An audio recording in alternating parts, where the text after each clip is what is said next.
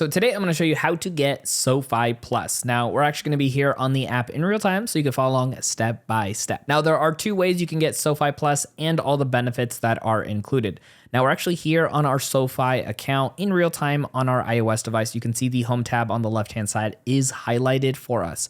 Now, the easiest thing you can do, and you can see here at the very top, is the Get SoFi Plus right up here at the very top. But just in case you don't see it, the traditional way to go ahead and find this is by clicking at your profile icon over here on the left-hand side. It's that little circle with your photo or maybe a generic icon in here. And that's going to bring up this pop-up menu here for you. And then from here, you're going to see where it says membership and rewards. Let's go ahead and click on this. And then from here, it's going to show you the memberships and rewards, all the benefits that come with it as well. And then from here, you can see where it says upgrade to SoFi Plus. Let's go ahead and click on this. And then from here, you're going to see where it says you can actually join SoFi Plus for $10 every 30 days or for $0 with eligible direct deposit. So from here, you just got to go ahead and click on get started at the bottom. And also they're going to show you some of the main benefits. Again, that APY, some credit card cash back, some additional travel credit, as well as one-on-one financing and matching as well, that are both going to be unlimited versus the limitations on just the regular SoFi. So if everything here looks good, we're going to click on next again. And then it's going to ask you how you would like to join. Again, there is the $10 for 30 days.